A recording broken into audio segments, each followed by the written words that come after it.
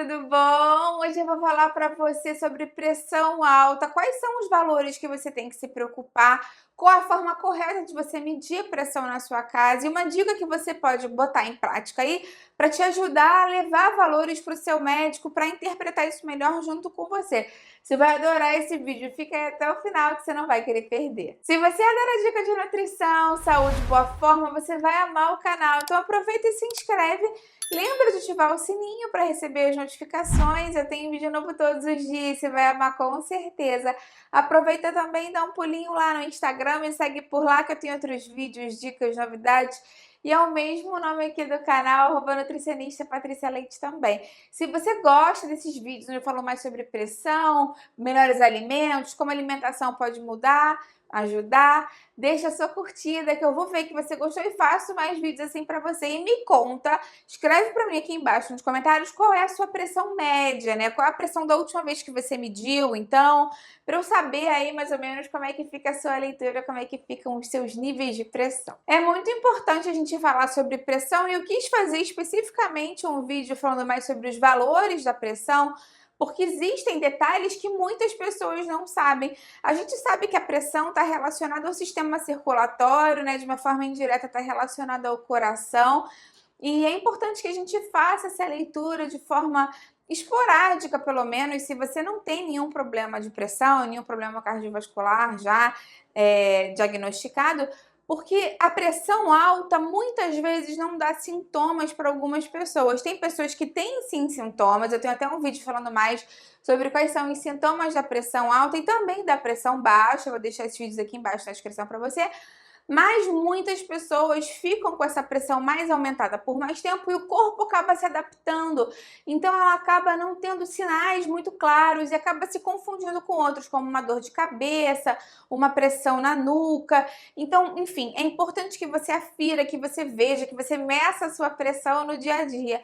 E quando a gente fala de medir pressão, a pressão sanguínea, ela está relacionada, como eu falei, né, com a circulação, com a pressão que esse sangue circula nas suas artérias, nos seus vasos, enfim. E isso é importante de ser medido, porque se essa pressão estiver muito alta, ela pode danificar esses vasos e piorar o aparelho circulatório e piorar o seu coração. Então, por isso que a gente fala que a pressão alta é um fator de risco para muitas doenças. Claro que ela é um fator de risco para a doença do coração, né? A primeira coisa que a gente pensa de uma forma assim bem fácil, assim, né? Bem direta. Pressão alta é problema de coração, pode aumentar o risco de AVC, de infarto, de problemas cardiovasculares, de angina, aquela dor no peito, mas a pressão alta descontrolada também pode lesar vasos e pode dar problemas nos seus rins, nos seus olhos, problemas circulatórios de uma maneira mais ampla. Então, com relação a valores de pressão, quando a gente pensa em valores de pressão, o ideal é que ela fique abaixo de 120/80. Normalmente a gente dá uma abreviada e fala 12/8, mas a leitura real, ela tem 3 casas mesmo, é 120/80. E é importante que você tente sempre ler essas 3 casas quando você estiver medindo no seu aparelhinho em casa, ou se você vai na farmácia e pede para fazer a leitura, porque esse último númerozinho pode fazer uma diferença assim para os pontos de corte que a gente vai delimitar. Então o ideal mesmo é que a sua pressão fique abaixo de 120/80 e uma pressão acima de 90/60 também é tida como normal. Eu tô falando isso porque tem muitas pessoas que têm a pressão naturalmente mais baixa, tem hipotensão arterial, e na verdade essa hipotensão não se trata, não tem muito o que fazer com relação a ela, desde que ela não seja causada por um excesso de medicação. Então, se você tem problema de pressão alta, toma remédio e ela está abaixo de 90/60, é importante também que você fale com o seu médico porque está abaixando demais a sua pressão. E aí pode te dar tontura, fraqueza, você pode ficar mais propenso até mesmo a desmaiar. Eu tenho um vídeo aqui falando dos sintomas da pressão baixa, né? Já tinha te falado, vou deixar ele aqui embaixo na descrição para você. Mas se você é uma pessoa que não toma remédio para pressão, não tem problema de pressão, e a sua pressão está acima de 9/6, ali por volta de 9/6, é muito importante que você se hidrate, que você se alimente de forma constante, mas não precisa se preocupar, porque a pressão mais para baixo, se você não toma remédio, né, para baixar, não tem problema nenhum, né, desde que ela fique nessa faixa de 9/6.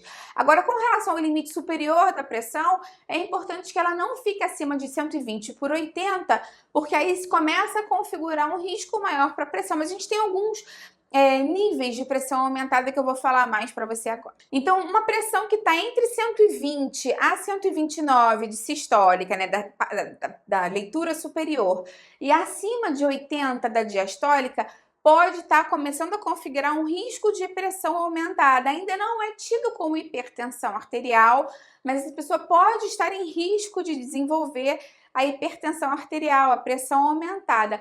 Na hipertensão grau 1, né, no nível 1 de hipertensão arterial, normalmente a gente considera acima de 130 e acima de 80, como eu falei, né, do limite inferior.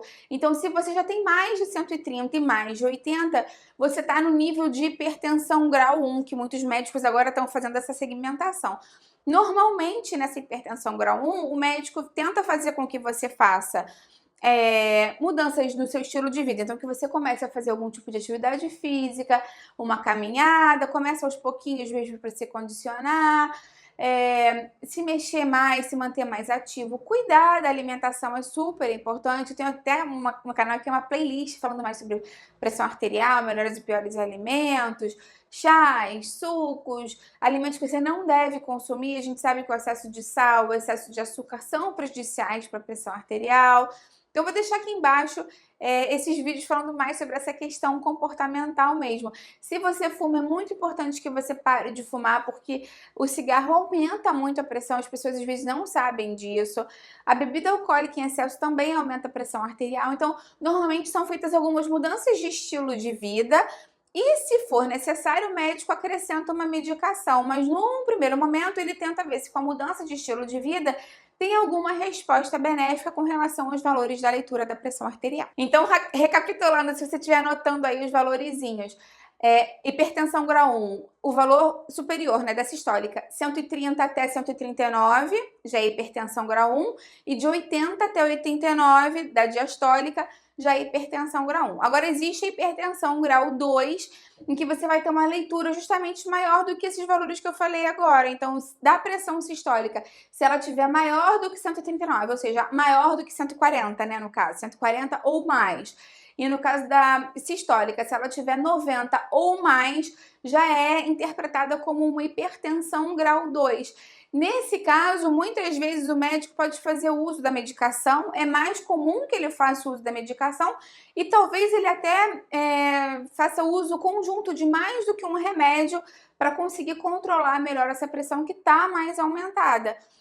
E não esquecendo nunca, claro, aqueles fatores ambientais que eu falei, alimentação, atividade física, hidratação, evitar fumo, evitar bebida alcoólica, porque isso tudo também ajuda a controlar mais a pressão arterial. Então, recapitulando, para você anotar, no caso da hipertensão grau 2, se a sistólica for maior do que 140 e a diastólica, que é a pressão inferior, né, tiver acima de 90, já entra nesse nível de hipertensão grau 2. Agora, existe um valor que eu acho que é muito importante que você saiba para a sua vida, e eu falo desse valor principalmente para as pessoas que já têm a pressão muito mais alta, que são pessoas que estão passando por um estresse muito grande, um momento de vida mais difícil, tem uma ansiedade associada, ou enfim, né, tá num acidente, numa pressão assim maior de vida mesmo, pressão, né, psicológica mesmo, que eu digo. Se a sua pressão tiver maior do que 180 por 120, é muito, muito importante que você vá para o médico o mais rápido possível,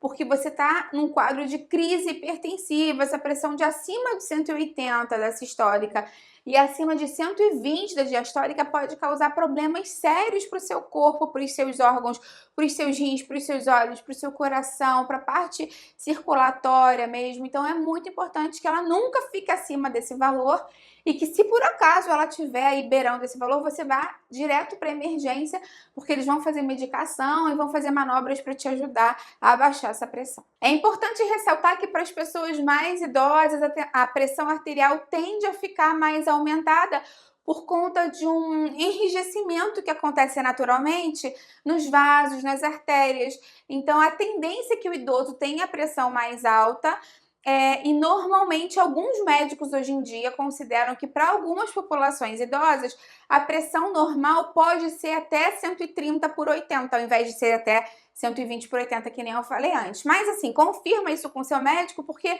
tem também que se levar em consideração outras questões associadas. Se esse idoso é um idoso saudável, que só tem essa questão, ou se é um idoso que já tem diabetes, já tem algum problema de rins associado, tem uma condição, outra condição cardiovascular associada. Então, o ideal mesmo é você ficar nesses níveis que eu falei antes e tentar manter a sua pressão sempre dentro daquele padrão que eu falei, abaixo de 120/80, independente da idade que você tenha. Então, algumas dicas com relação a como aferir a pressão, porque hoje em dia já é muito comum a gente ter aqueles aparelhinhos que medem a pressão em casa, né? Ainda bem, porque antigamente as pessoas não tinham esfigmomamômetro, não tinham estetoscópio, tinham que ir no médico, na farmácia, fazer as leituras, o que fazia com que as leituras fossem muito espaçadas e não dava um panorama tão bom assim para o médico que acompanha. Então, hoje em dia com aqueles aparelhinhos, tem uns que são de pulso, tem uns que você coloca no braço, você faz algumas leituras em casa. No caso desses aparelhos, quando você for fazer sua leitura, é muito importante que antes de fazer a leitura, você tenha alguns cuidados para essa leitura ser o mais real possível. Então, o ideal é que você faça xixi, urine antes de fazer a leitura, porque pessoas que estão com muita vontade de urinar e prendem pode aumentar a pressão da pessoa, e muitas pessoas não sabem disso. O ideal é que pelo menos 1 hora e meia antes da leitura, você não fume e não beba bebida alcoólica e não beba café ou nada com café. Então, uma quantidade muito grande de refrigerante à base de cola, chá mate, café em excesso, pode alterar a sua leitura e pode fazer com que você pareça estar com a pressão mais alta do que você estaria se você não tivesse feito essas coisas todas antes de fazer a leitura. E uma dica muito importante que eu quero deixar aqui para você, se você tem problema de pressão, compra um aparelhinho desse, que tem uns que são bem tranquilos de você comprar aí, baratos até para você ter em casa, e faça a leitura na sua casa de forma regular. Se você já tem problema de pressão, tenta fazer essa leitura diariamente, ou de 3 em 3 dias, 3 ou 4 vezes por semana, se você conseguir. Se você não tem problema de pressão, mas tem algum histórico familiar, mede pelo menos uma vez por mês, para você ter uma noção de como a sua pressão está ficando. E faz mesmo uma folhinha de papel, né, uma folha A4 ou uma folha de papel pautado, e escreve data, pressão inferior e pressão superior, né, no caso, e a inferior, e coloca os 3 números que são importantes para o seu médico ver. Então, por exemplo, deu 121/78, você coloca lá os números certinhos, bota também a frequência cardíaca, que normalmente já aparece nessas leituras, né, então você já coloca isso. Quando você for ao seu médico, seu clínico geral, ou seu cardiologista, você já leva essa folha, porque vai ser mais interessante para ele avaliar. Que muitas vezes você chega no consultório do médico, fica nervoso, fica com medo da pressão tá alta, às vezes foi aquele confusão, tá trânsito, tá calor, subi escada, cheguei aqui, me atrasei, fiquei aborrecido, quando vai medir a pressão fica alta. Às vezes tem um medo da pressão ficar alta, aumenta a pressão. Então, quando você faz esse acompanhamento em casa, o médico vai ter não só aquela leitura daquele momento da consulta, mas também de como fica a sua pressão no dia a dia, o que vai ser ainda mais interessante para ajudar ele a chegar a um diagnóstico para você. E uma outra dica, se você tá muito estressado no momento, se você acabou de fazer exercício físico, teve algum problema, algum estresse, não é o momento para você medir sua pressão, tá? O ideal mesmo é que você meça a pressão sempre quando você estiver tranquilo. Lembra que eu tenho aqui no canal um vídeo bem legal falando de uma forma natural que pode ajudar a baixar a sua pressão em 5 minutos. Vou deixar ele aqui embaixo na descrição para você. Me conta então como é que fica a sua pressão, quais são os valores dela normalmente. Eu vou adorar ver seu comentário. Se esse vídeo te ajudou, deixa sua curtida, isso me ajuda muito também. Aproveita e compartilha ele com quem você sabe que precisa dessas informações, com quem vai gostar. Vamos juntos ver você ampliar essa corrente do bem, que é isso que eu quero aqui com o canal. Até a próxima, tchau, tchau!